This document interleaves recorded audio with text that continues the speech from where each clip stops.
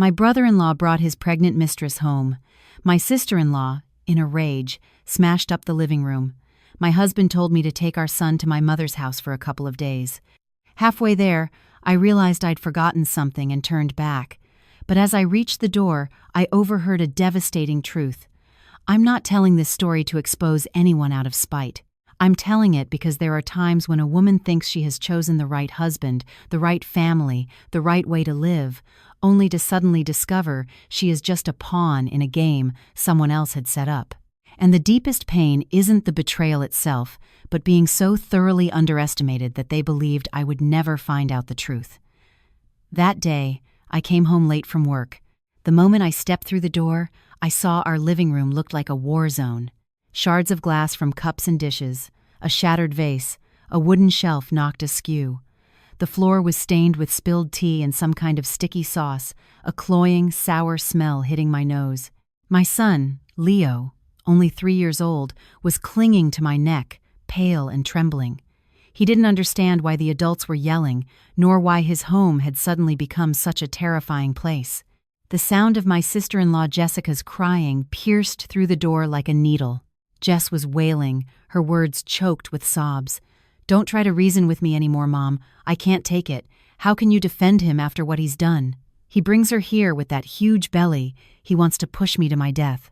I stood frozen, a thought flashing in my mind. This was about Kevin again. Kevin, my husband's younger brother. Ever since he was a young man, Kevin had a reckless streak, living for the moment and thinking about the consequences later. Jessica had been married to him for less than a year. She was hot-tempered. When she loved with all her heart. And when she was angry, the anger cut to the bone. I had once told my husband, "Michael, you're his older brother, and it's good that you care about him, but don't carry all his burdens. You get too involved in their marriage, and it becomes your problem." Michael opened the door and stepped out, his face etched with just the right amount of fatigue and apology. His voice was as soft as ever, always making it seem like he was on my side. He looked from me to our son and said quietly, "It's too chaotic here. Take Leo to your mom's for 2 days. Wait for me to handle this, then I'll come get you." He bent down to kiss Leo's forehead, whispering sweetly to our son, "Be a good boy and go stay with Grandma for a few days. Daddy will come get you when he's finished his work." Leo nodded, his eyes still wide with confusion, his tiny hand clutching my shirt. I looked at Michael, an empty feeling spreading through me, not of anger, but of instinct. Everything was unfolding too smoothly, like a well-rehearsed play. I glanced through the crack in the door behind Michael. I saw Kevin slumped in a chair, his head bowed like a child caught red-handed. Next to him sat a young woman, slender but with a pronounced baby bump. She was leaning back, one hand stroking her belly, her eyes cold as she watched the drama. In that split second, she looked at me without a trace of shame, a slight smirk playing on her lips. I didn't know why, but that look burned itself into my mind, sharp and clear. After smashing half the living room, Jessica was dragged away by her family, who had rushed over. My mother-in-law, Susan, was a mess of tears and curses, her trembling hands gripping the arm of her chair. The whole house was in an uproar. Michael quickly packed a few of Leo's outfits into a bag and carried it to the car for me. He took my hand and whispered, "He's my brother. I can't abandon him. Please, help me out this one time. I only feel at ease when you and Leo are at your mom's." I nodded, not wanting to say more.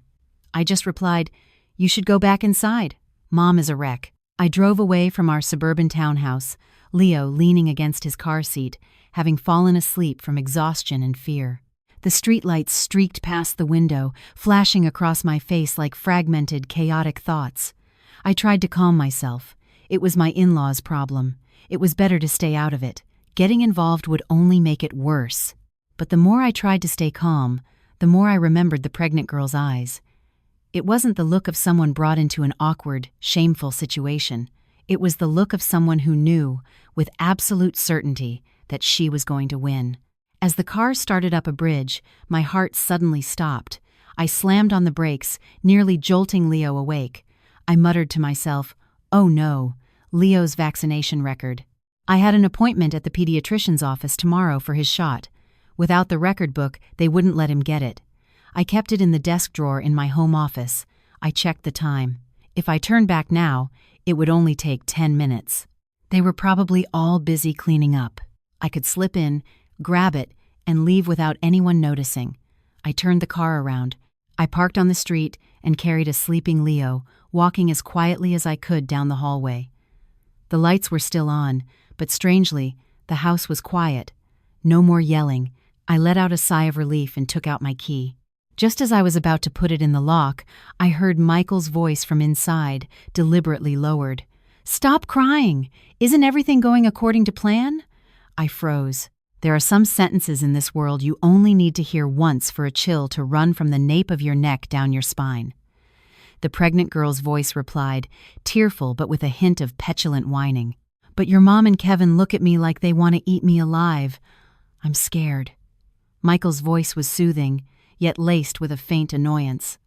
"What is there to be scared of? I'm here. My mom just thinks the baby is Kevin's. All she cares about is having a grandchild. After a few days, she'll calm down. And as for her, she's so confident. She thinks it was her mistake, that she miscalculated her days and got pregnant. She's so naive it's easy to control her." I couldn't breathe. My arm holding Leo tightened until it went numb. Leo was still asleep, his lips pursed, his face pressed against my shoulder, so innocent and peaceful it was heartbreaking. "Inside," Michael continued, his voice low and cold, "you just stay here and take care of yourself. After you give birth, I have a plan. Then this house, the company, it will all belong to you and our baby."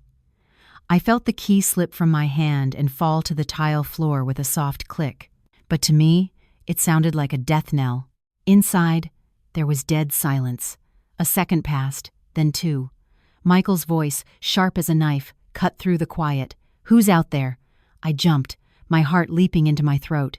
I quickly covered Leo's mouth with my hand, terrified he would wake up and cry. I spun around, my legs moving on pure instinct, pulling me toward the stairwell. I ducked into a dark corner, pressing my back against the cold wall, trying to silence my own breathing. The front door opened, and a sliver of light spilled into the hallway. I saw Michael poke his head out, his eyes scanning the area warily. A female voice called from inside. It was probably just the wind. "Who would be out there? You must have misheard." The door closed. I slid down the wall, slumping onto the floor in the darkness, my back freezing. Only 4 words echoed in my mind, over and over, according to plan. You and our baby.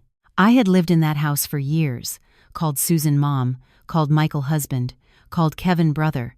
Yet right outside my own door, I heard them plotting to push me out of their lives like a broken chair.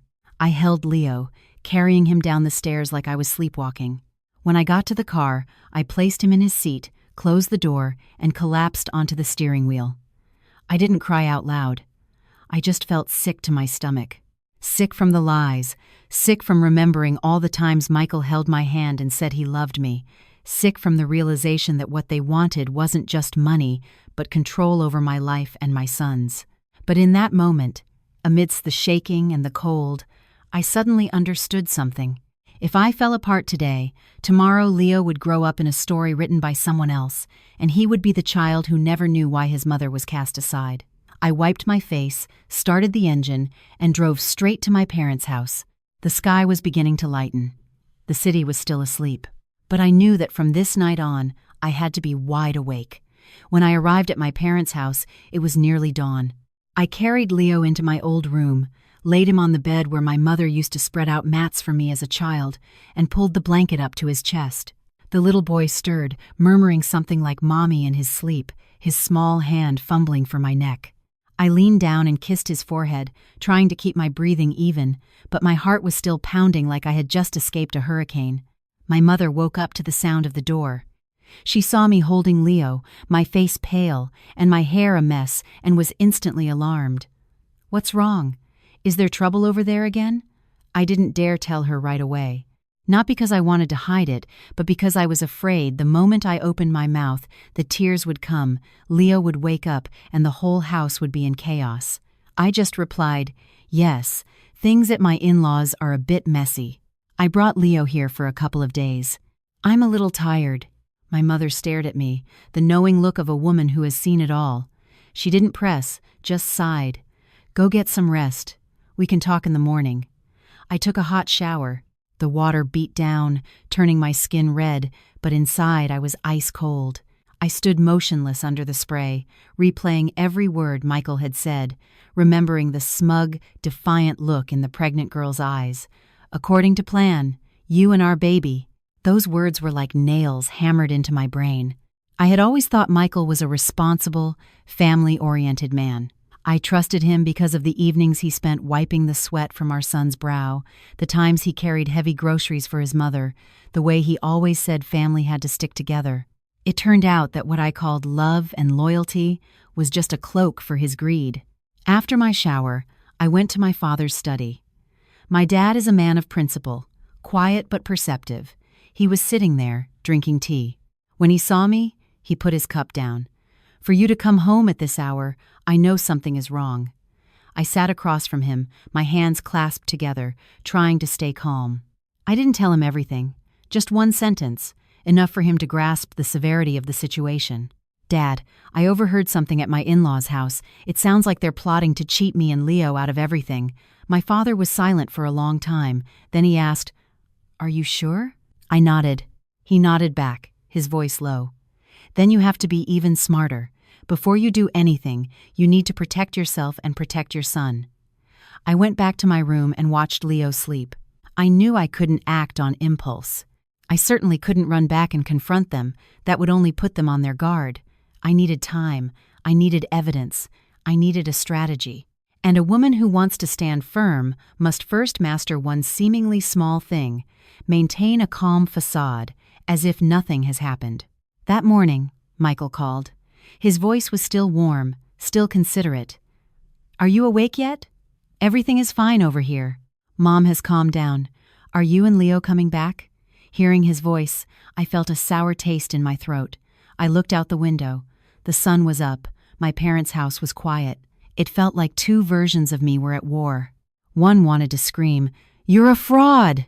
The other bit her tongue and reminded herself, Stay calm. Don't give yourself away. I replied, trying to sound sleepy. I just woke up. My mom said to let Leo stay here another day to help him calm down. He was really shaken up yesterday. Michael sighed, sounding like a thoughtful husband. Okay, listen to your mom. I'll come get you later. After hanging up, I sat there, stunned. I suddenly remembered Leo's vaccination record. I had gone back for it, but hadn't gotten it. That meant my excuse for returning was gone. So I had to create another, more plausible excuse, one that would let me get back into the house without making Michael suspicious. I texted him, Hey, Leo's vaccination record is probably still in the desk drawer in the office. I need it for his appointment in a couple of days. Can you find it for me and send a picture? To an outsider, it was just a trivial motherly request, but to me, it was a test. If Michael calmly did as I asked, it meant he was still confident I knew nothing. If he was evasive, it meant he was starting to suspect something. Less than 10 minutes later, he sent a photo of the record book. It's here, don't worry. I looked at the picture, my hand trembling. It was the real book. It was Leo's. So Michael wasn't afraid of me coming back to get it. Either he thought I wouldn't dare return, or worse, he was in complete control and saw me as someone who would only do as she was told. At lunch, my mother called me to the table. She served me a piece of braised fish, her voice gentle, as if she were afraid I might shatter. A daughter-in-law should be patient, but don't let people walk all over you. If something is wrong, you tell me. I looked at my mom, a lump in my throat. I wanted to tell her everything, but I was afraid her temper would flare and she'd rush over and make a scene. I just said, Mom, can I stay here for a few days? I need some peace. My mother put down her chopsticks and nodded. Yes, stay here. Whether we're rich or poor, this is your home.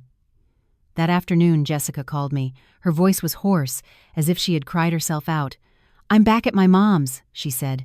I can't stand it anymore. He brought that pregnant woman home. And my mother-in-law, Susan, she defended him. I went crazy. That's why I smashed things. I heard Jessica's voice break and felt a pang of sympathy for her. She was impulsive, But her pain was real. I said softly, "Jess, calm down. Don't do anything rash. Are you at your mother's now?" "Yes," she replied. "Don't go back there, sis." I saw the way that pregnant girl looked at everyone, like a challenge. I gave a bitter smile. I had seen that look too. I just advised her, "Take care of yourself. Whatever happens, you have to think about your own path forward first." That evening, my father called me out to the porch. He asked me directly, "What are you going to do?" I spoke slowly. "I can't say everything yet, but I want to protect Leo. I can't let anyone use me as a stepping stone and then kick me and my son to the curb." My father nodded, his eyes serious. "Then you remember 3 things. First, don't let them know you heard them. Second, you need to get control of all documents, property titles, your son's papers. Third, you need legal counsel." I listened to every word as if it were a lifeline my father was throwing to his daughter in a storm. My eyes stung, but I didn't cry. I just whispered, "Yes." That night, after Leo was asleep, I opened my phone and looked at the picture of the vaccination record Michael had sent. I zoomed in on the corner of the photo, examining the desk surface, the reflection of the light, even the edge of the drawer. A habit from my old job made me notice small details. I didn't find anything unusual, but I understood that Michael was acting, and acting very well. He still called me honey, still used the voice of a gentle husband, still placed me in the role of the reasonable wife. If I lost my temper now, I would lose from the very first move. I lay down next to Leo. I heard his steady breathing, heard my mother closing the kitchen door, heard the wind rustling through the palm trees. In that quiet, I suddenly felt like I was at a crossroads. One path led back to my in-laws' house, to continue playing the good daughter-in-law, hoping this would all blow over. The other path led forward, to rip away the curtain of lies, accepting the pain and the loss, but holding on to what mattered most, the safety and future of my son. I pulled the blanket over Leo and whispered something only I could hear. "Don't worry, honey. Mommy won't let anyone take you from me." Just then, my phone lit up. A text from Michael. "Come home tomorrow, okay? I miss you and Leo." I looked at the words and saw one thing clearly. Some people say they miss you so sweetly, but what they really miss is their own advantage. I turned off the screen. In the darkness, my eyes stayed open for a long time. I knew that tomorrow I would take the first step in rewriting my son's fate and my own. Not with blind revenge, but with the clear-headedness of a mother and the self-respect of a woman who refuses to be bargained away. The next morning, I woke up very early. The sky was still dim, dew clinging to the palm trees in my parents' front yard. The calico cat was curled up on the porch steps. It cracked open an eye at the sound of my door, then went back to sleep. I stood on the porch for a moment, taking a deep breath to ease the tightness in my chest. I had barely slept. I lay beside Leo, listening to his steady breathing, my mind replaying Michael's words, the pregnant girl's gaze, and my father's advice. Documents, your child, a lawyer. I understood that from now on, every step I took had to be calculated. I couldn't afford a single mistake. My mom woke up after me. Seeing me standing there lost in thought, she asked, "Are you planning on going back there today?" I nodded. She sighed. "If you want to go, then go. But remember, if anything happens, you call me immediately. Don't carry it all by yourself." I looked at my mom, my heart sinking. I replied, "Yes. I'm just going back to get some things and check on the house. I'll be back this afternoon." My mom didn't say more, just nodded, and went into the kitchen to make oatmeal for Leo. I woke Leo up. He rubbed his eyes, his voice sleepy. "Mommy, are we going home today?" I smiled and stroked his head. "Yes, just for a little while, then we'll come back here to Grandma and Grandpa's." Leo nodded, suspecting nothing. Children are like that. As long as their mother seems normal, they believe the whole world is normal. I drove back to the townhouse. On the way, I practiced keeping my face devoid of emotion. I reminded myself that from the moment I walked through that door, I was not the woman who had just overheard a conspiracy, but the dutiful wife returning with her son after 2 days of taking refuge from family drama. I had to act better than Michael, or I would be exposed. The door opened to a house that had been cleaned up, so spotless it was as if the rampage had never happened. My mother-in-law, Susan, was sitting on the sofa. She stood up when she saw me. "You're back. Leo, come to Grandma." She held out her arms to take Leo, her voice noticeably softer. I watched the scene, a strange feeling rising in me, a mix of pity and suspicion. I replied in my usual daughter-in-law tone, "Yes. Is everything okay now, Mom?" She sighed. "It is. Jessica is just too hot-headed. It's been so hard on me." Michael came out of a room, a smile on his face. He walked over to take the bag from my hand. "Are you tired? I'm sorry you and Leo had to go through that these past few days." I looked at him, his familiar face now strangely alien. I smiled back faintly. Things were so chaotic here. I was just worried Leo would be scared. Michael ruffled our son's hair, playing the part of the doting father perfectly. Kevin was sitting at the dining table, his head down. The pregnant girl was nowhere to be seen. I glanced around and asked casually, "Where's Kevin's friend?" Michael answered quickly, "I took her back to her apartment. Having her here was just making things worse." I nodded without comment. Inside, I thought, took her to her apartment, but left the plan right here. I went into the office to get Leo's vaccination record. My hand trembled slightly as I opened the drawer. Everything was exactly as it was. There was no sign that Michael was wary of me. That only sent another chill down my spine. Either he was overconfident, or he thought I was a complete fool. The whole family ate lunch together. The atmosphere was strained. My mother-in-law put a piece of pot roast on my plate and said, "You should eat more. You must be exhausted from the past few days." I replied, "Yes, Mom." I still addressed her as Mom, still maintained the proper decorum, but in my heart, I had already drawn an invisible line between myself and everyone at that table. I no longer felt like I belonged. After lunch, Michael whispered, "Stay this afternoon, okay? I'll drive you and Leo back to your parents tonight." I looked at him and smiled. Okay, that works. In truth, I wanted to stay. I wanted to observe. I wanted to see just how far their performance would go. Around 3 p.m., Kevin went out. My mother-in-law went to her room to rest. Michael sat in the living room, pretending to scroll through his phone. I took Leo into the bedroom to watch cartoons. While Leo was engrossed in the screen, I secretly took out my phone and replayed the recording. I had hit the record button that night as soon as I heard Michael's first sentence. It was an old professional reflex. I put in my earbuds and listened to every word again. My heart pounded, but this time, it wasn't shock I felt, but a cold, clear certainty. This, I told myself, is what could save me. Suddenly, the bedroom door opened. Michael was standing there. "What are you doing?" I jumped but managed to turn off the screen and hide the earbuds in my pocket. I replied calmly, "I'm texting my mom to ask what's for dinner tonight." Michael stared at me for a few seconds, his eyes searching. Then he smiled. "Come have some juice. I just bought some oranges." I went to the living room and sat across from Michael. He handed me a glass of orange juice. I looked at the glass and found it almost funny. For years, I had believed that small gestures like this were acts of love. I took a sip and said, "So, about Kevin's situation, what are you planning to do?"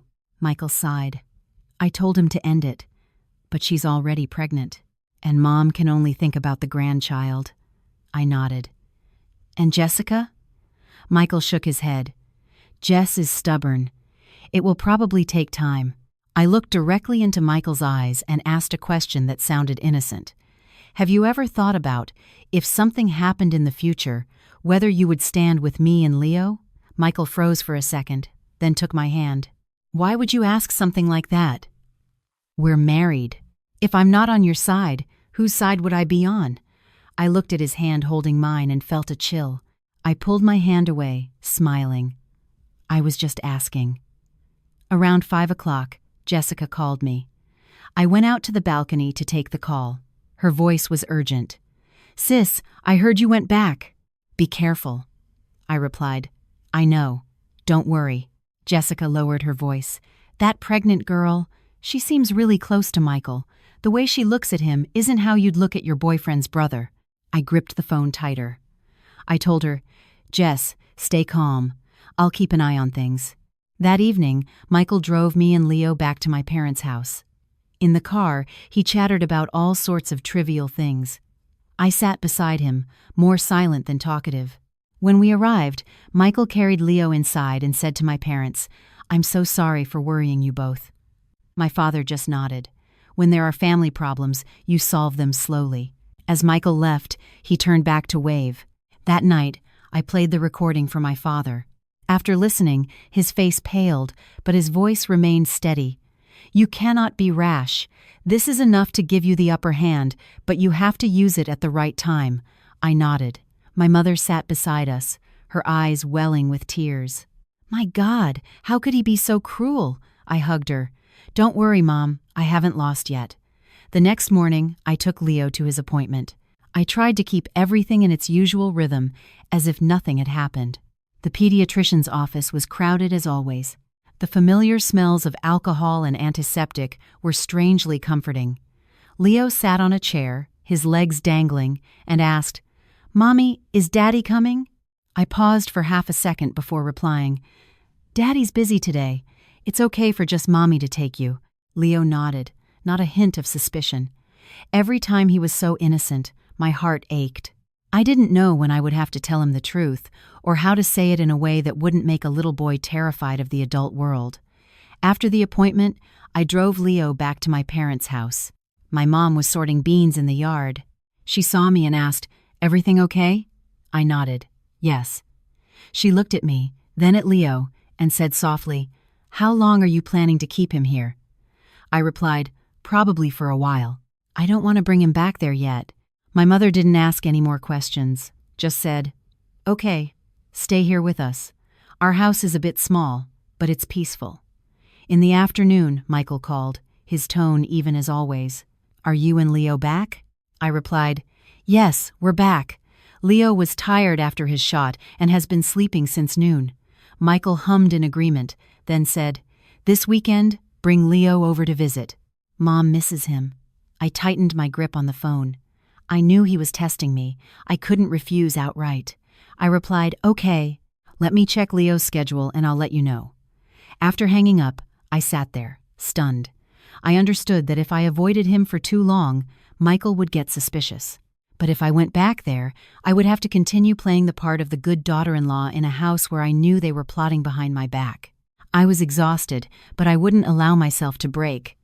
That evening, my father called me to the tea table. He asked, "Do you have a next step in mind?" I said, "I want to see a lawyer.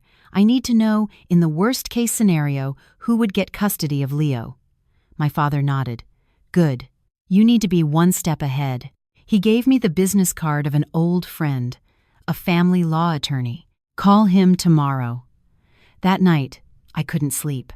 I played the recording again, listened a few more times. I heard Michael's voice saying, "She's so confident, so naive it's easy to control her," and I felt a chill run down my spine.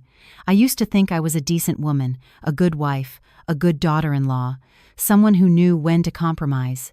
It turned out that in his eyes, I was just someone easy to control. The next morning, I called the lawyer my father had recommended. He scheduled a meeting for that afternoon. I left Leo with my mother and went by myself. The law office in the city was small and quiet. The lawyer, a man in his 50s, listened to my story and to the recording. He wasn't surprised, just sighed. "You are at a financial disadvantage, but you have the biggest advantage of all. You are the one who has been raising your son since birth, and you have evidence that your husband has been scheming against you and your child. You must keep this recording safe, and from now on, save every text message and log every call with your husband." I asked, If I have to get a divorce, can I keep custody of Leo?"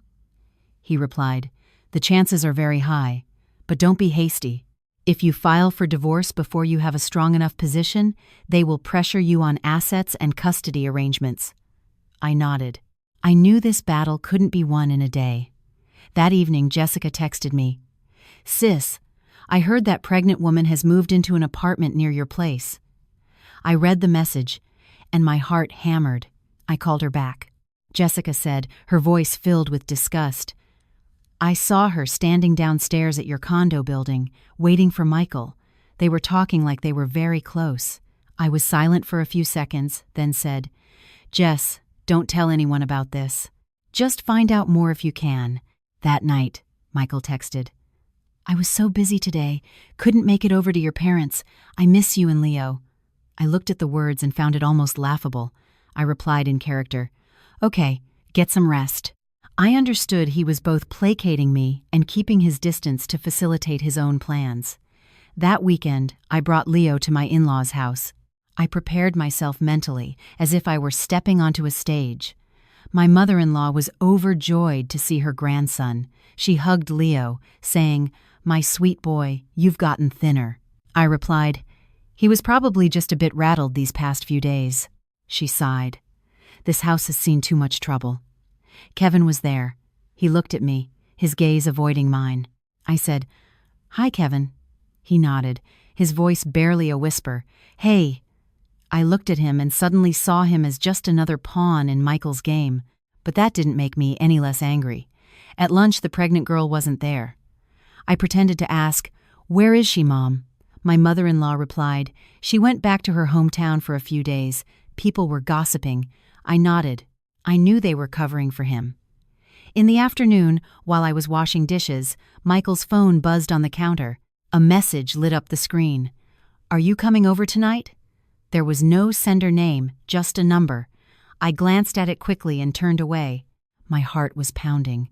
I knew the here in coming over here was not my house. That evening, I told Michael, I'm tired. I think Leo and I will head back to my parents early. Michael was a little surprised. Why not stay the night? I replied, Leo looks sleepy. Michael nodded and drove us back. In the car, I was silent. Michael said, You've been quiet lately. I replied, I'm just really tired. He took my hand and said, Just get through this rough patch. I pulled my hand away, pretending to fix my hair. When we got to my parents' house, I put Leo to bed. In my mind, the text message replayed, Are you coming over tonight? I understood they weren't being careful anymore. They were starting to leave clues. I knew my moment was approaching, but I still had to wait for one more move. So that when I made mine, I would not only keep my son, but also the dignity of a betrayed wife and the justice I deserved for myself. I couldn't sleep all night after seeing that message. Are you coming over tonight? I lay beside Leo, listening to his steady breathing, while in my head, the pieces of the puzzle fell into place. Michael wasn't just having an affair. He wasn't just using Kevin and that girl's pregnancy. Michael was building a parallel life, one in which Leo and I were the stable foundation, and she was the shortcut to his new life. The chill I had felt when I heard him say, easy to control, had now hardened into something sharp and solid in my chest. The next morning, I got up early and made oatmeal for Leo. My mother watched me, her eyes filled with concern. You didn't sleep last night, did you? I nodded. She sighed. You're getting so thin. I forced a smile. I'm fine, Mom. I didn't want to worry her more, but inside, I was stretched as tight as a violin string. I called Jessica. I needed someone on the inside who wasn't on Michael's side. She answered, her voice tired. Sis? I got straight to the point. Jess, I need you to do one thing for me. If it comes to it, would you be willing to be a witness? Jessica was silent for a few seconds, then said, I hate that family to my very bones. If you need me, I'm on your side. I closed my eyes and exhaled. Good, but you have to promise me. From now on, no more scenes. Just act weak and defeated so they let their guard down. Jessica replied, Okay, I'll listen to you. In the afternoon, Michael called, his voice unusually cheerful. I'm coming to your parents this afternoon to take you and Leo out to dinner. I knew he was playing the part of the devoted husband. I replied, Okay, let me see if Leo is feeling up to it. Michael hummed in agreement, then said, I miss you both. I hung up, my hand shaking. I no longer hated hearing him say he missed me. I found it repulsive. Around 4 p.m., Michael arrived. He was wearing a light blue button-down shirt, his familiar cologne wafting ahead of him. Leo ran out and hugged his legs. Michael picked him up and kissed his cheek. My boy. I stood there watching, a lump forming in my throat. Not because I still loved him, but because I understood this man could hold his son with all the tenderness in the world, then turn around and hold another woman with the very same hands. Michael greeted my parents, making all the right small talk. My father looked at him, his expression so calm it was chilling. I knew my dad saw right through his son-in-law. He just hadn't shown his hand yet. We went to a family restaurant. Michael ordered Leo's favorite food. He put a piece of fish on my plate and said, "Eat up." I smiled and said, "Okay." I played the part of the dutiful wife so well that I almost found it amusing myself. In my mind, questions raced. "Are you coming over tonight?" "Over where?" "To her apartment." When we got back to my parents' house, Michael stayed to play with Leo for a bit. I agreed and went to the kitchen to make tea. When I returned, Michael was sitting on the floor, building a tower of blocks with Leo. He was laughing, a genuine laugh. I leaned against the doorframe, a swirl of conflicting emotions inside me. Love for my son, anger at my husband, and a weary sadness from having to continue this charade. Michael's phone buzzed. He glanced at it quickly, then stood up. "I'm going to step outside to take this call." I watched his back as he walked away. I knew it wasn't a work call. Michael returned a few minutes later, looking rushed. "I have to go. Something urgent came up." I nodded without asking questions. I just said, "Drive safe." Michael picked up Leo, kissed his forehead, then looked at me.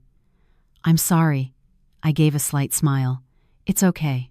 After Michael left, I slumped onto the floor. My heart was pounding. I didn't cry. I just felt an empty exhaustion.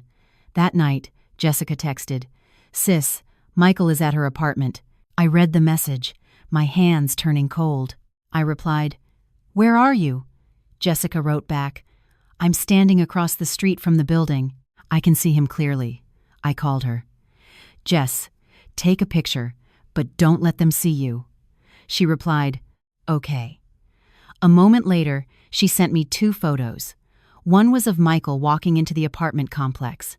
The other was of him standing in the hallway, his back to the camera, but the light blue shirt was unmistakable. I stared at the pictures, feeling strangely calm.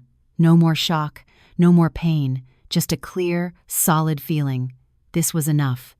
I forwarded the photos to my lawyer with a message. "Sir, I have more evidence of the affair." He replied, "Keep it safe. You are in a very strong position now."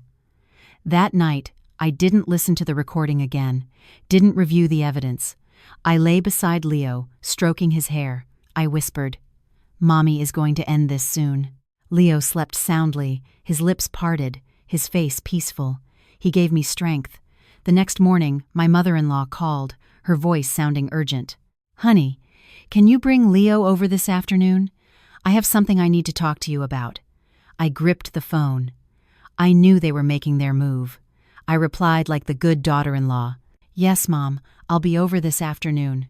After hanging up, I sat there, stunned. I understood the real confrontation was about to begin. They would no longer act behind my back. They would start speaking in sweet, poisoned words, start presenting me with choices that only benefited them. I looked at Leo playing with his blocks on the floor.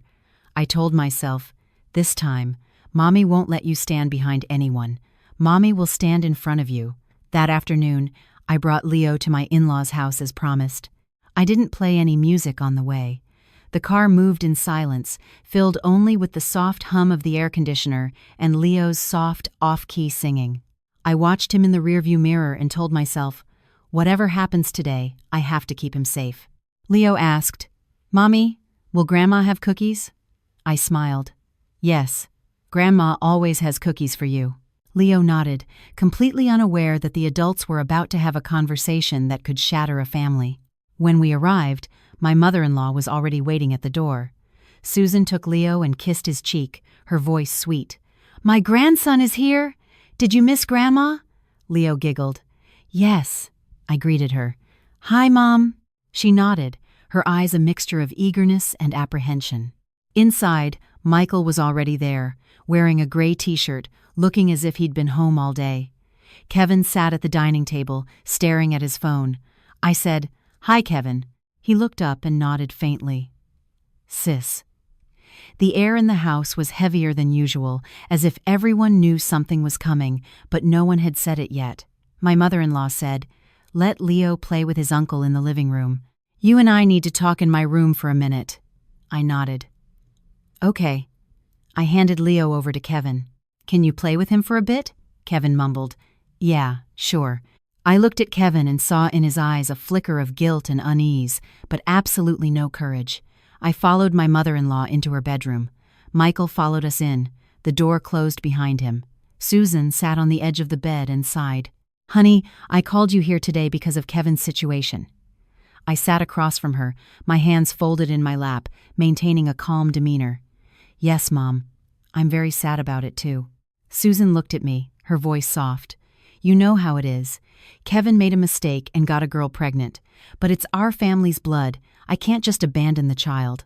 I nodded. "Yes, Mom, I understand." "I understand," I thought, "but I don't agree.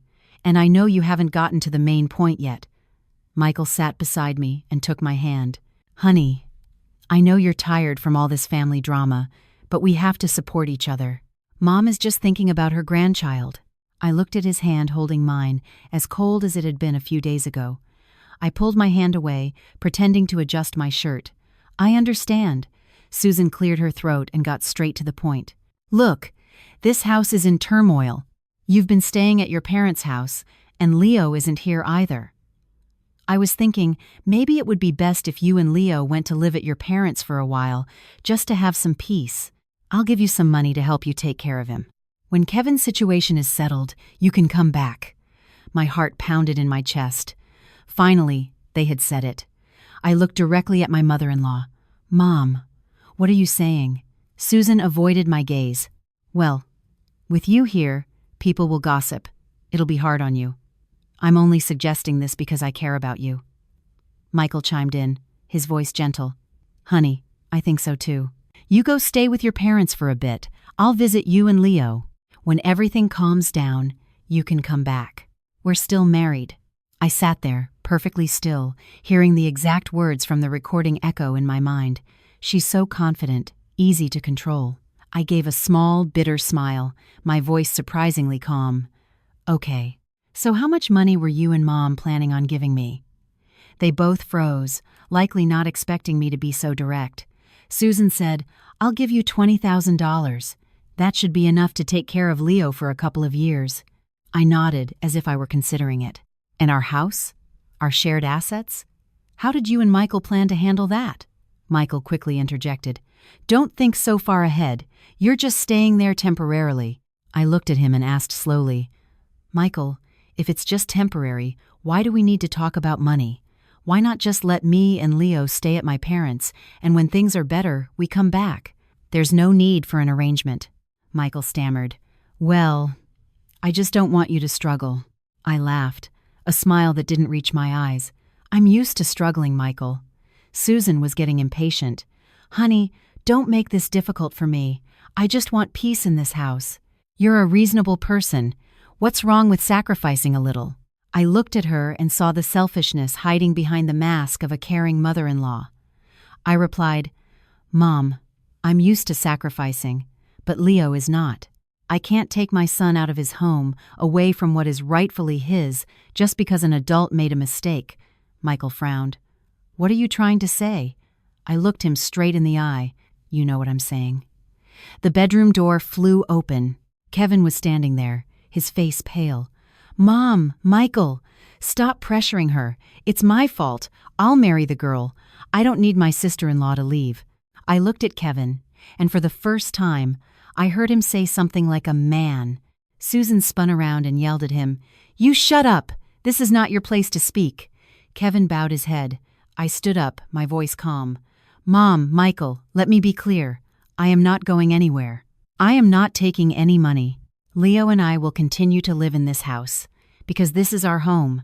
Michael stood up, his voice tense. "Don't make a scene. What do you want?" I looked at him, each word falling like a stone. "I want you to tell me the truth. Do you want me to leave, or do you want me to stay?" Michael was silent. Susan looked at her son, then at me, her tone hardening. Don't make this difficult for your mother-in-law. I replied, Mom, you're the one making this difficult for me.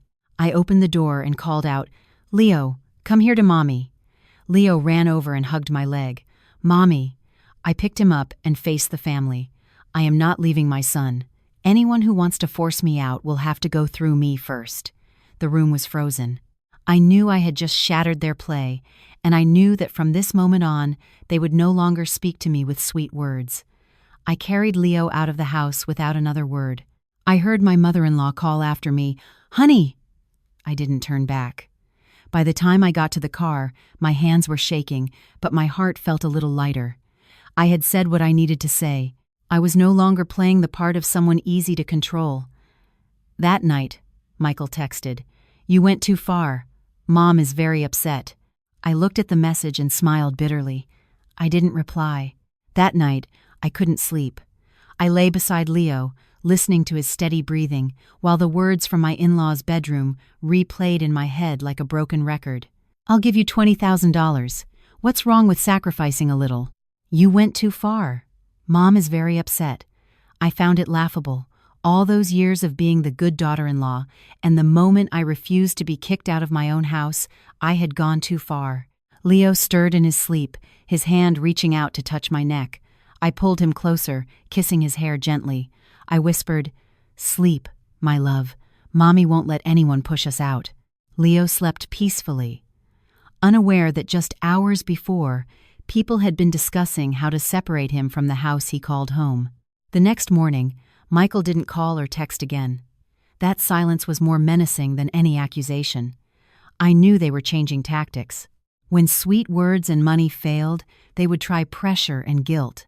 My mother looked at me at the breakfast table, watching me struggle to eat.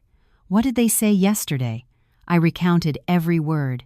My mother put down her chopsticks, her eyes red. My God, they were trying to throw you out of your own house. My father sat silently for a long time, then said, They've shown their true colors. Good. From now on, you are not to go back there alone. I nodded. I knew the game had moved into its second phase. In the afternoon, Jessica called, her voice urgent. Sis, my mother-in-law just called me. I asked, What did she say? Jessica gave a dry laugh. She told me to stop encouraging you to make a scene. She said you're a reasonable person and will come to your senses. I closed my eyes. I knew it. They were starting to isolate me. I told Jessica, Don't argue with her. Just say you're weak, you're tired, you don't want to get involved. Jessica replied, Okay. But sis, I'm afraid they won't leave you alone. I smiled faintly. I'm afraid too, but I have no other choice now. That afternoon, Michael showed up at my parents' house unannounced. My mother opened the door, her face cold. Michael greeted her. Hello, ma'am. My mother just grunted in response. I brought Leo out. He ran to his father and hugged his legs. Daddy, Daddy. Michael bent down and picked him up, his voice soft. My boy. I stood facing Michael. He looked at me, his eyes a mixture of anger and exhaustion. You're forcing my hand, I replied. I'm just protecting my rights and my son's. Michael sighed heavily. Do you have any idea how upset Mom is? I gave a bitter smile. Do you have any idea how upset I am? Michael put Leo down and said, I need to speak with you alone. I nodded and handed Leo to my mother. Mom, can you watch him for a minute? Michael pulled me out to the porch. He lowered his voice. You are tearing this family apart. I looked him straight in the eye. You know who's tearing this family apart. Michael clenched his fist. Don't talk to me like that. I pulled my hand away from his grasp. Don't touch me. Michael was silent for a few seconds, then his tone softened. Look, I admit I was wrong, but you have to think about Leo. If you make a big deal out of this, how will he look at his father one day? I laughed. This time, it was a sad laugh. Since when did you start thinking about Leo? Since you started visiting that woman in her apartment. Michael's face went pale. He stammered, You were following me? I replied slowly. I didn't have to. Someone sent me pictures.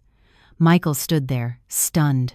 For the first time, I saw him lose control of the situation. After a moment, his voice was tense. So what do you want? I looked at him, my words clear and deliberate. I want you to end it with her. I want you to apologize to Jessica for dragging Kevin into this mess, and I want you to stop this game of trying to push me and Leo out of the house." Michael scoffed. "You're dreaming," I replied. "Then you better get ready for court." Michael's eyes widened. "You wouldn't dare." I looked at him calmly. "I have the recording. I have the pictures of you at her apartment. I have Jessica as a witness. Do you really think I wouldn't dare?" Michael took a step back. For the first time, I saw something in his eyes that looked like fear. He gritted his teeth. "Don't push me," I replied. "I'm not pushing. I'm defending myself." From inside, Leo ran out. "Mommy!" I bent down and picked him up. Michael watched us, his voice dropping. "You want a divorce?" I didn't answer right away. I just said, "I want you to stop. What you choose to do next is up to you." Michael stood there for a long time, then said quietly, "Give me some time." I nodded. 1 week, after Michael left, I stood on the porch, my hands shaking but my mind crystal clear. I knew I had just held a knife to the snake's neck. It would either retreat or it would come back and strike me harder. That night, Jessica texted, "Sis, your mother-in-law called me, crying." I replied, "Ignore her." Jessica sent another message. "That pregnant girl is demanding a title. She's telling people the baby is Michael's." I read the message, a chill running down my spine. I texted back, "Keep this to yourself. Don't tell anyone." I looked at Leo sleeping and was overcome with a terrible premonition. If that baby really was Michael's, then this was about to become much more than an affair and a financial plot. That week passed in a suffocating slowness.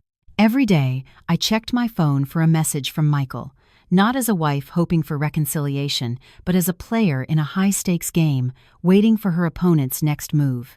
Michael said nothing for the first 3 days. That silence wasn't remorse, it was calculation. My mother-in-law called twice. The first time, her voice was weary. "Honey, I was upset the other day. I said some harsh things. Please forgive me." I gave the proper reply. "Of course, Mom. I wouldn't dare be angry with you." The second time, her tone shifted to one of pity. "Think it over, dear. You're a reasonable woman. Sometimes a woman has to sacrifice a little for the family to have peace." I smiled bitterly to myself, but my words were still soft. "I'll think about it more, Mom." I knew they were targeting my weak points, guilt, and responsibility, but I was no longer the docile daughter-in-law they could easily manipulate. On the 4th day, Jessica called, her voice trembling. "Sis, that pregnant girl has moved into the apartment complex near your old place for good. I heard her bragging to someone that she's about to be upgraded to the official wife." I gripped the phone. "Is Michael seeing her there?" Jessica replied, "Yes. I saw his car parked downstairs last night." I closed my eyes. A part of me still hoped Jessica was wrong. But deep down, I had known this outcome ever since I heard the words, "This house, the company, it will all belong to you and our baby." That evening, Michael texted, "I'll come by tomorrow to talk." I read the message, my heart pounding, not with anticipation, but with the certainty that this was when he would choose his side. The next morning, I sent Leo to play at a neighbor's house. I asked her to watch him for a little while. I didn't want him to hear what was about to be said. My father sat in his room, the door slightly ajar. He didn't say anything, but I knew he was ready to step in if needed. Michael arrived at 10 a.m. sharp. He wasn't smiling. There was no pretense of gentleness anymore. He sat down and looked at me, his voice flat. "I'm not leaving her." I looked at him, unsurprised. I just asked, "So you're choosing her?" Michael nodded. "She's pregnant with my child." I heard every word clearly, but my ears were ringing. I took a deep breath to keep my voice from shaking. "So the baby isn't Kevin's?" Michael was silent for a moment, then said, "No." I burst out laughing, a dry, hollow sound from someone who has just seen the full, hideous picture. "So, all this time, you let Kevin take the blame for you?" Michael looked down. I had no other choice. I looked at the man before me. In 10 years of marriage, I had never seen him look so small, so cowardly.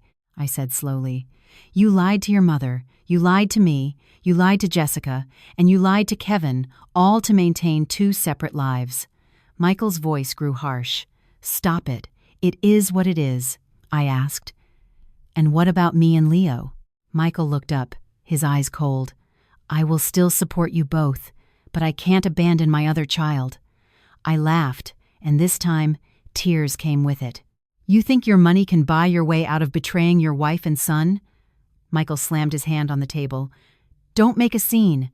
How much do you want? I'll give it to you. I stood up, my voice terrifyingly calm. I don't want your money. I wanted a husband who didn't lie to me, but that's not something you have to offer. I took out my phone and played the recording. Michael's voice filled the room. She's so confident, easy to control. I looked him straight in the eye. How easy did you think I was? Michael's face went white. He stammered. You recorded me, I replied. No, you said it yourself. Michael slumped into the chair, his head in his hands. After a moment, he said quietly, I'm sorry, but there's no going back. I nodded. I think so too. The door opened. My father walked out. He looked at Michael, his voice low. What are your intentions for my daughter and my grandson? Michael stood up, flustered. I will provide for them completely. My father gave a bitter smile. Financial support doesn't replace character. I said, I'm filing for divorce. I want full custody of Leo. You will sign the papers. Michael was silent. I continued, if you don't sign, I will release all the evidence. I'm not afraid of losing face. I'm only afraid of my son growing up thinking his father is a good man when he isn't. Michael clenched his fists. You're cruel. I looked at him. No, I'm just not stupid anymore. Michael's phone rang. He glanced at it, and his expression changed. I asked, who is it? He didn't answer. I snatched the phone from his hand. Her name was on the screen. I smiled sadly. She's waiting for you. Michael stood up. I have to go. I nodded. Go. Go on and make your choice. At the door, he turned back and said, Don't make things hard for my mother. I replied, Don't use your mother to shield yourself from your own sins. The door closed. I sank into a chair, my hands shaking violently. My father placed a hand on my shoulder. You did the right thing. I buried my face in my father's shoulder and sobbed, not because I still loved Michael, but because I had just officially buried a marriage I once believed would last a lifetime. That evening, Jessica called me, crying. Sis, I heard everything. He confessed to me. He said the baby is Michael's. I closed my eyes. Jess, just focus on living well. None of this is your fault. Jessica choked out. Sis, I'm on your side. I looked at Leo, sleeping soundly, my heart both aching and resolute. I knew that from this day forward, I was no longer a daughter-in-law of that family. I was a mother, preparing to enter a legal battle to keep my son and what little dignity I had left. The next morning, I woke up very early. The sky was still hazy, the alley in front of my parents' house unusually quiet. I made a pot of tea and sat alone at the table, watching the steam rise like a thin thread. I had barely slept, not because I was still hurting over Michael, but because my mind was already organizing every task, every step I needed to take. When a woman is done crying and begging, all that's left is a cold, clear-headed resolve. Leo woke up after me, rubbing his eyes and running over to hug my neck. Mommy, is Daddy coming over today? I paused for the briefest moment before stroking his back. Daddy's busy today. How about you and I go have breakfast with Grandma and Grandpa? Leo nodded, asking no more questions. He didn't know that from this day on, the word Daddy would start to mean something different in his life. My father came out to the porch and looked at me. You've decided? I nodded. He sighed. Then I'll take you to the lawyer's office today to file the papers. I looked at my dad, my heart filled with both gratitude and sorrow. He was a man of few words his whole life, but when his daughter fell, he was the first to stand up. We left Leo with my mother, and my father drove me to the law office. On the way, I watched the traffic and suddenly felt like I was drifting away from an old shore. No one was pushing me anymore. I was steering my own boat now. The lawyer listened as I recounted my conversation with Michael. He nodded. Good.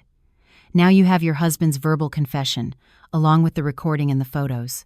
Your position is very strong, I asked. If he comes back, begging for forgiveness. Should I give him a chance? The lawyer looked at me. Do you want to continue living in a marriage where you know for a fact that you are just the backup plan? I shook my head. He said, then don't be soft. I signed the divorce petition. My hand trembled slightly on the final signature, not out of regret, but because 10 years of marriage were being summed up in a few strokes of a pen. In the afternoon, my mother-in-law called, her voice shaking. Honey, please listen to me. I didn't know about Michael's deception. He lied to me. I'm old and foolish. Please forgive me and come back. Let's talk this over. I listened, a lump in my throat.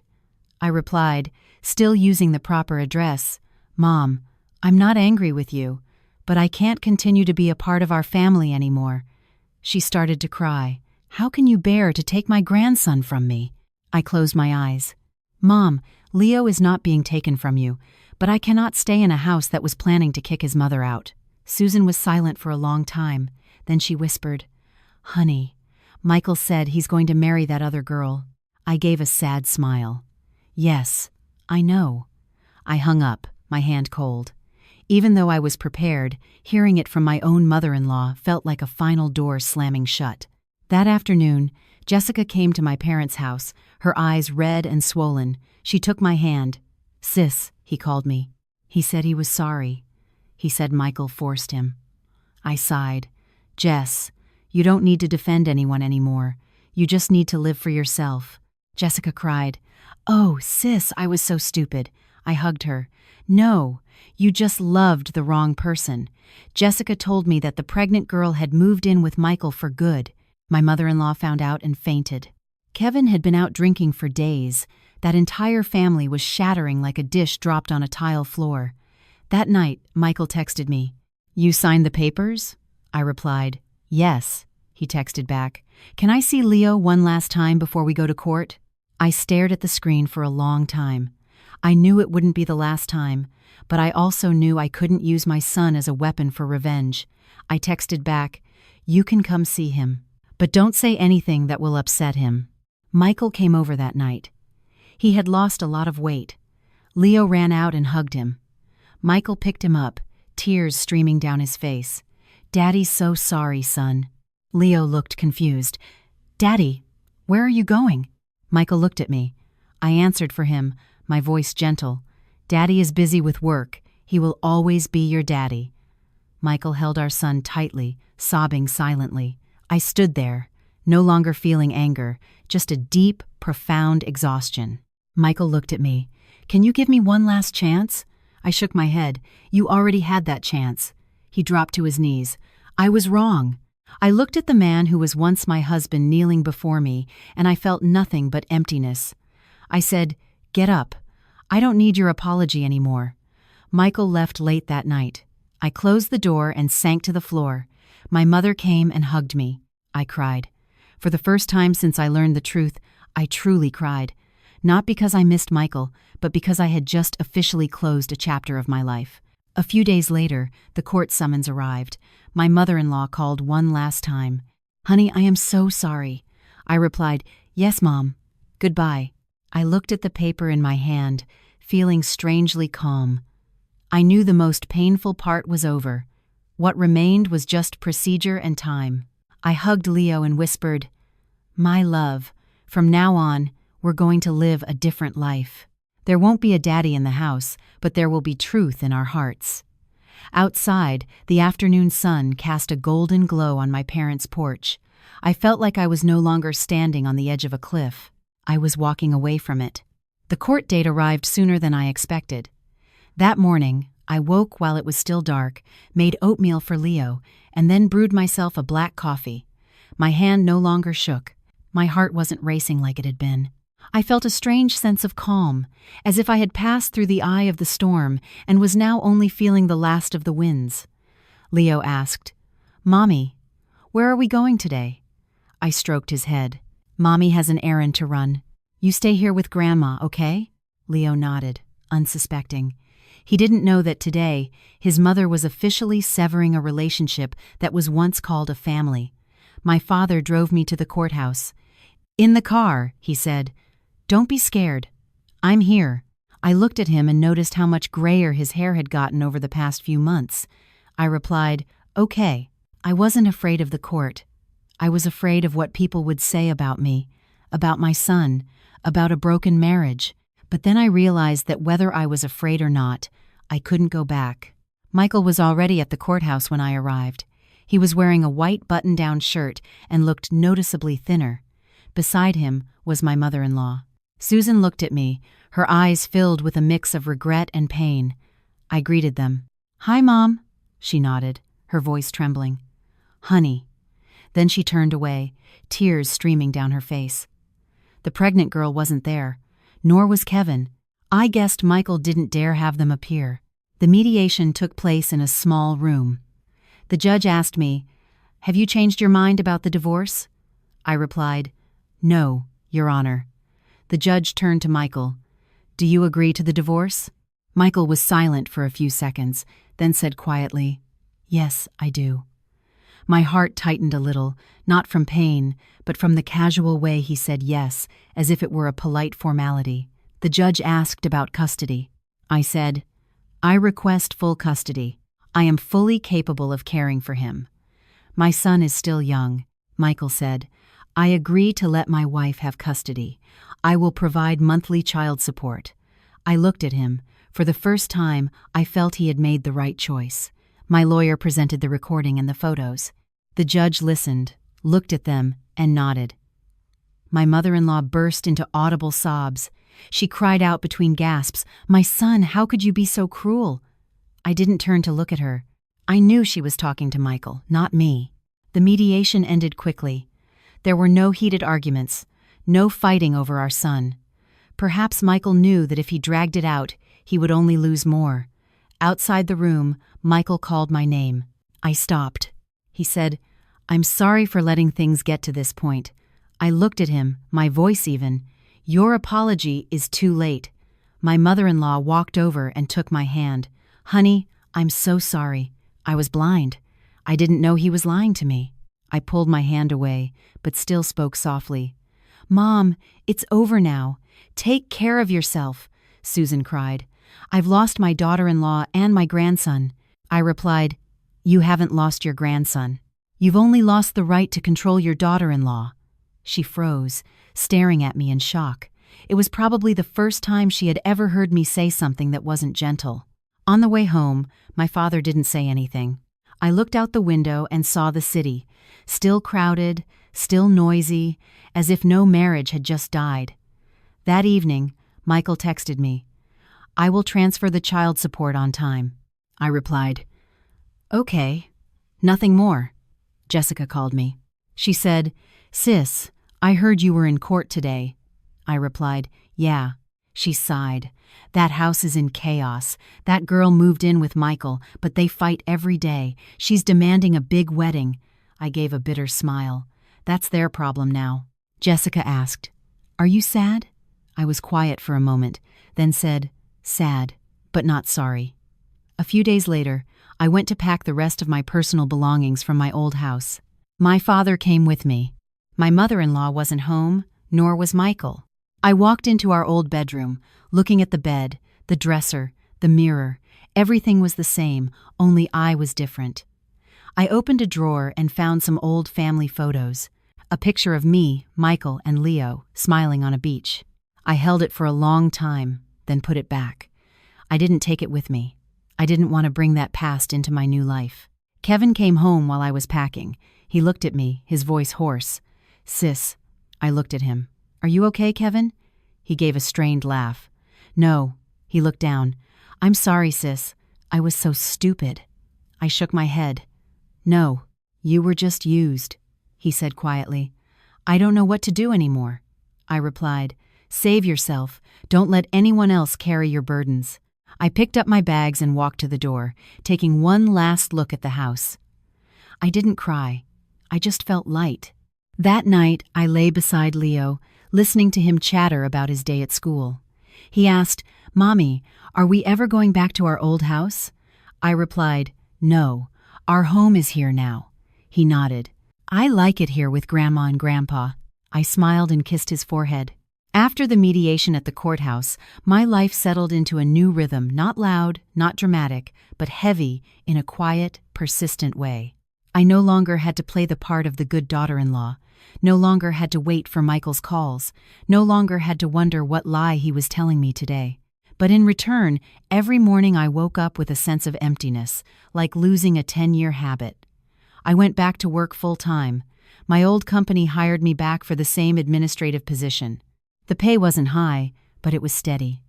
On my first day back, I wore a white blouse, black slacks, and tied my hair back neatly. My mother stood at the door, watching me. "Just do your best. Having a job will keep your mind off things." I nodded. Yes. Leo was enrolled in a preschool near my parents' house. Every afternoon after work, I'd rush to pick him up. Some days, seeing him standing at the gate, holding his little backpack and scanning the crowd for me, my heart would melt. I understood that no matter how broken my marriage was, as long as I stood firm, my son's world would remain whole. Michael transferred the child support on time, every single month. He'd text, "I sent the money," and I'd reply simply, "Okay," nothing more. I didn't want to prolong a dead connection, but I also didn't want to make things difficult for him over money that belonged to our son. My mother-in-law called me one more time. She said, "Honey, can I come visit my grandson?" I paused for a few seconds. I knew she missed Leo, and I knew she was lonely in the house she once thought would be filled with new grandchildren. I replied, "Yes, you can come, but please don't talk about adult matters in front of him." She agreed, her voice filled with relief. When she came, Susan brought a bag of fruit and cookies. She sat watching Leo play with his blocks, her eyes brimming with tears. She said to me quietly, "I never imagined things would turn out like this." I poured her some tea and said, "Mom, it's in the past." She took my hand. "Honey, I am so sorry. I was wrong to trust my son." I gently pulled my hand away, not out of hatred, but because I was no longer her daughter-in-law. I replied, "Mom, I don't blame you, but I can't go back," Susan cried. Leo ran over and asked, "Grandma, why are you crying?" She wiped her tears and smiled. "Grandma just misses you." Leo hugged her neck. "Can I come play at your house?" I watched them, my heart heavy. I didn't want Leo to lose his grandmother, but I also didn't want him living in a web of lies. I said, "When we have time, Mommy will take you to visit Grandma." Jessica visited me one afternoon. She had lost weight, her face gaunt. She sat on the floor and sighed. "Sis, we're separated." I looked at her, not surprised. I asked, "How's Kevin?"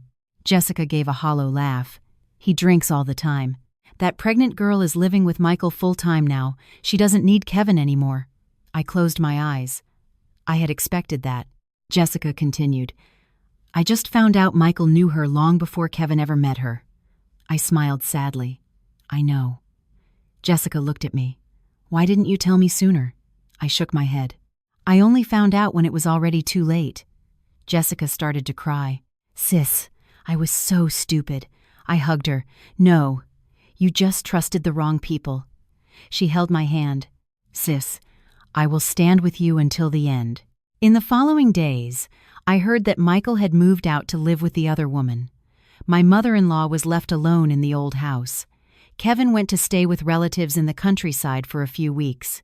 The family that had tried to push me out was now shattered in a way they never saw coming. One evening, Michael called me. It was the first time since the court date. I stared at the screen for a long time before answering. His voice was tired. "Are you okay?" I replied, "Yes, I'm okay." He was silent for a few seconds. "I'm not. I didn't say anything." He sighed. "She argues about money all the time. She wants a wedding, a house. I'm so tired." I gave a bitter smile. "That was your choice." He said, "Can I see Leo more often?" I replied, "Just let me know in advance. I won't stop you from seeing your son." He said quietly, "I miss you both." I hung up. It was no longer my duty to comfort him. A month later, I got news that the other woman had a miscarriage.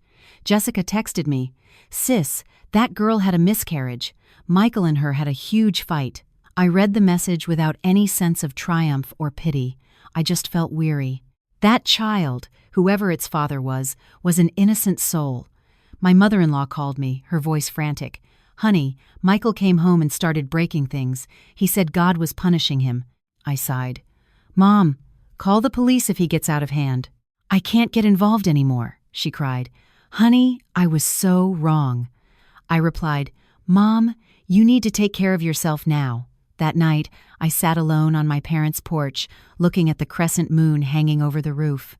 I replayed every conversation, every look, every decision I had made. I felt no regret. I only felt sad that things had to go this far before people were forced to face the consequences. Leo came out and sat in my lap. "Mommy, I like our house now." I hugged him. "Me too, honey." I realized that happiness wasn't about keeping a cheating husband. It was about keeping the peace for my child and for myself.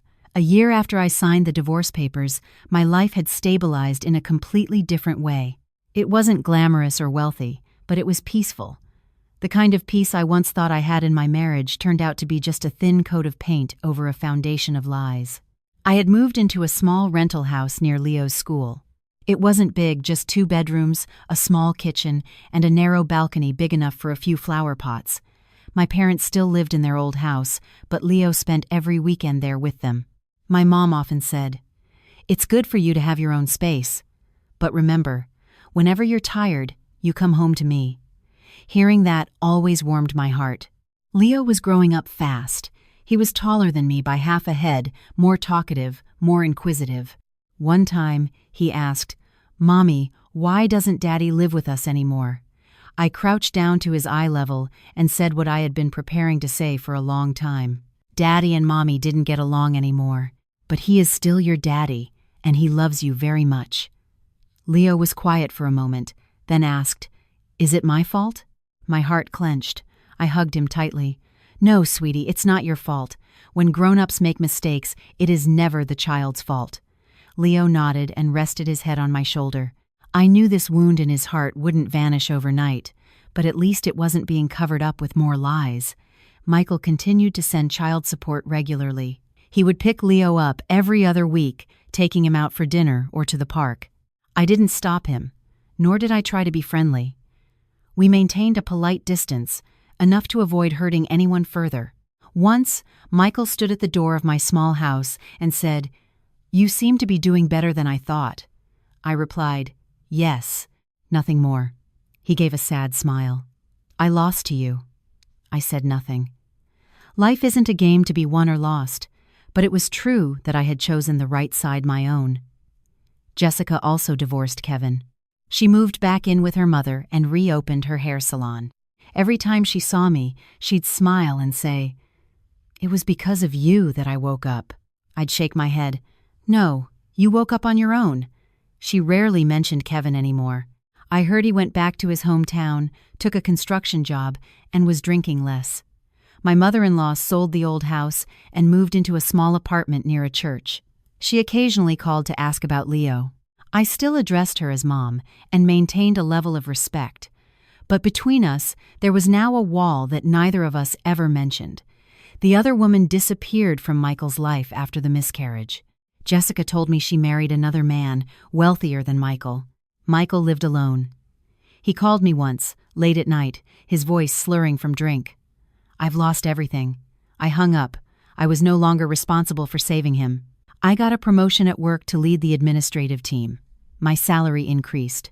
I started saving money, not for lavish things, but for Leo's future, for sick days, for our security.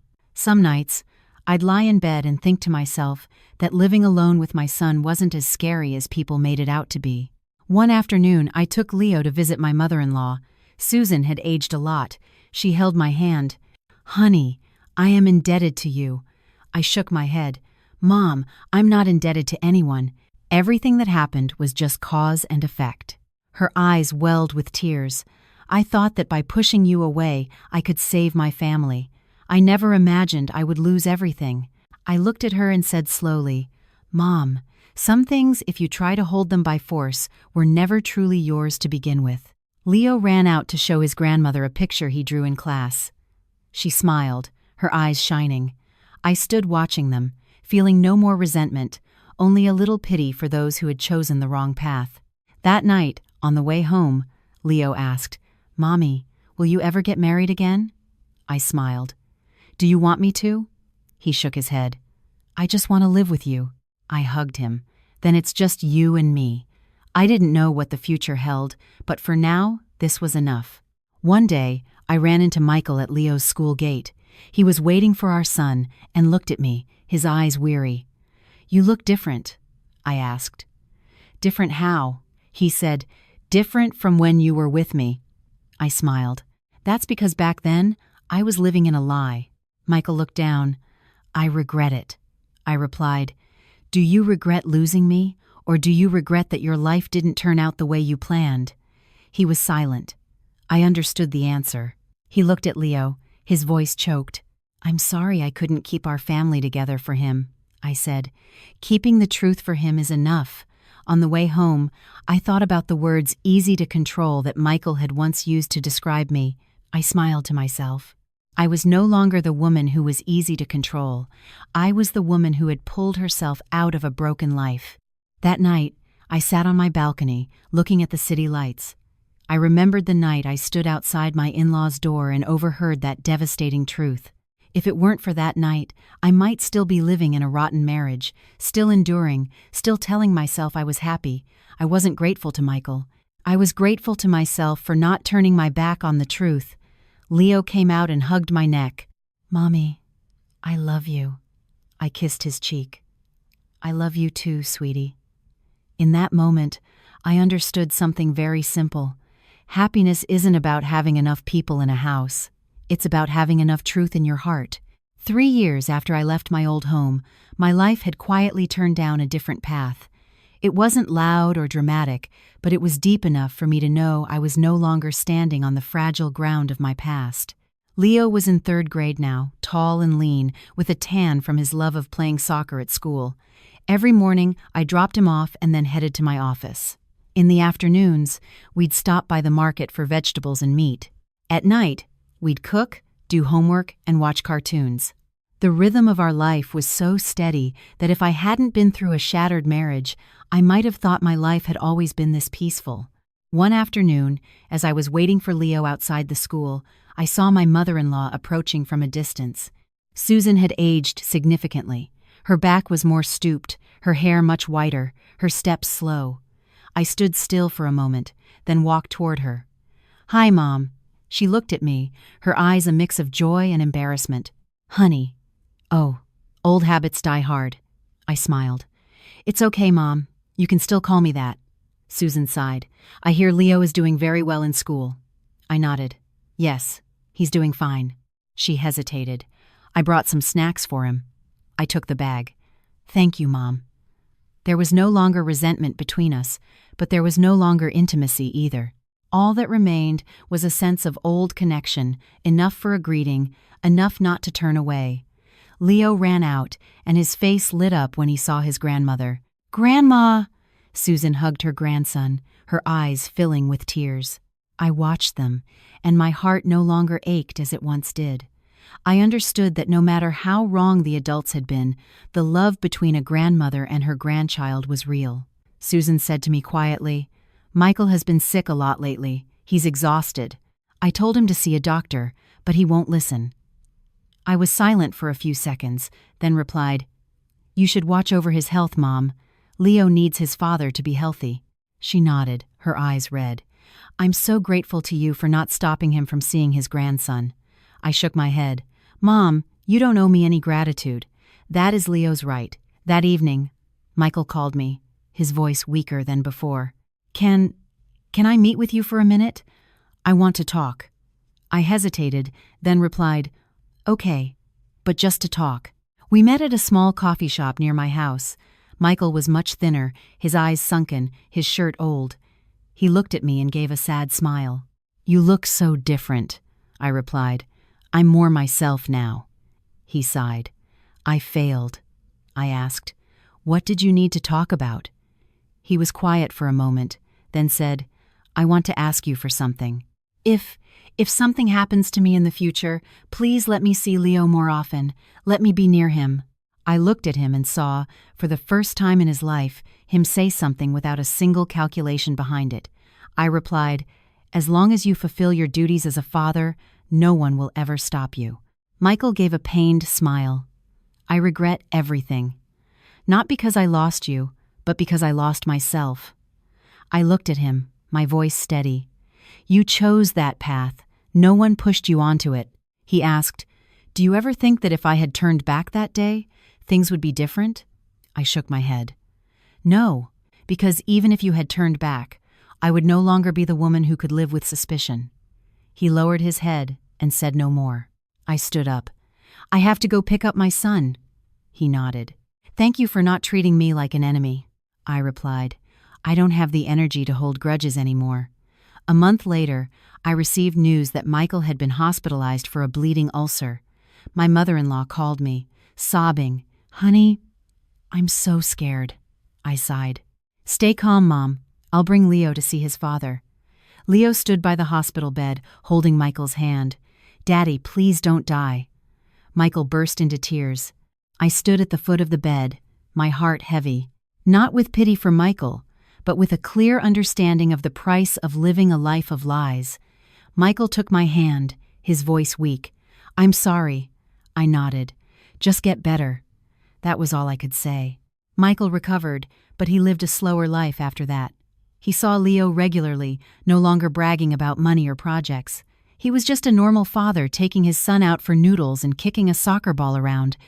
Jessica called to tell me that Kevin had remarried and was running a small, honest business. She herself had opened a second salon. She said, "Sis, we survived." I smiled. Yes, we survived. One evening, Leo asked me, "Mommy, are you still mad at Daddy?" I stroked his head. "No, I'm just not going back to him." He nodded. "I don't want you and Daddy to fight anymore either." I hugged him. "Then we'll just live peacefully like this, okay?" Looking back on the past 3 years, I saw that I wasn't richer or more beautiful, but I was stronger. I was no longer afraid of being alone.